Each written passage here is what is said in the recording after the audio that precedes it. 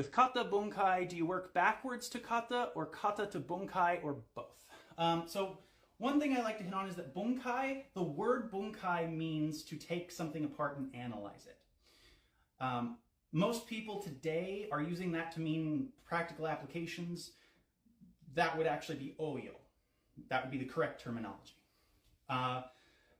So that makes it a little confusing trying to figure out like where in that question to start.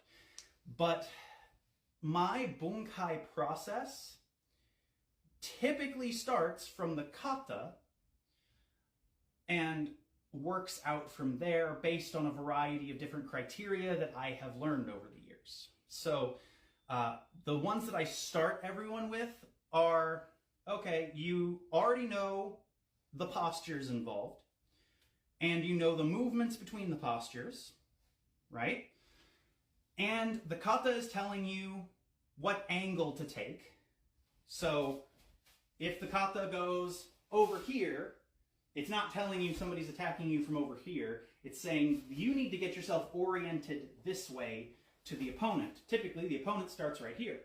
So that might mean that I need to get this way to the opponent, or it might mean I need to shift around to the side of the opponent. There's different ways to look at that, right?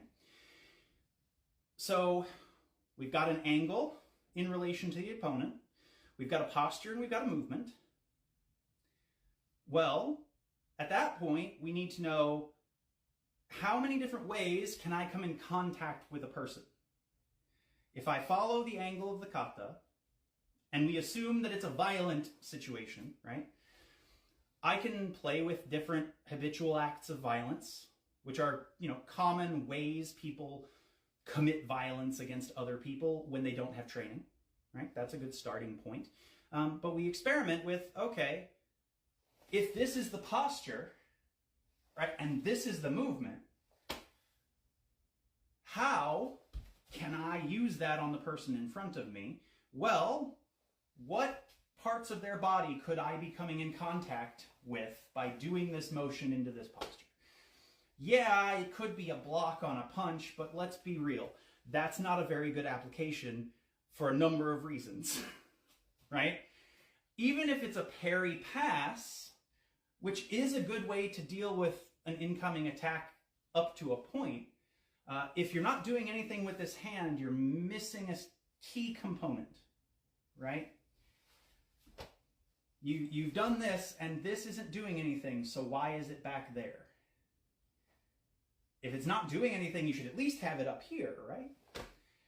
So you need to understand that both of your hands need to be doing something actively.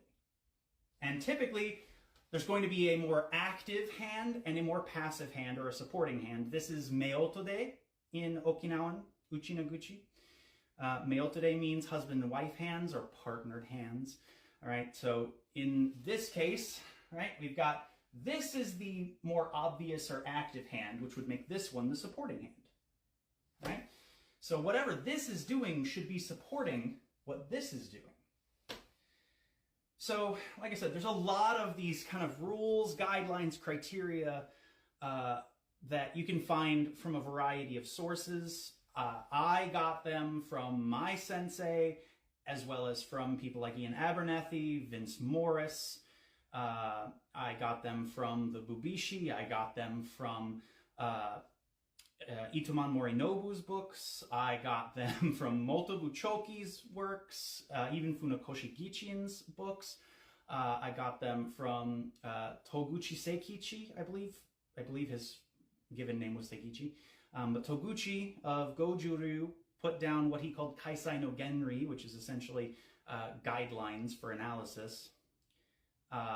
Chris Wilder and Lawrence Kane did a great book called The Way of Kata. There's a whole bunch of resources available to help you break these things down. And if you do that, and then you put yourself under pressure, right, you start letting your partner resist and move differently and attack differently and eventually get into various kinds of sparring, you'll be able to work out which ones are going to work best for you.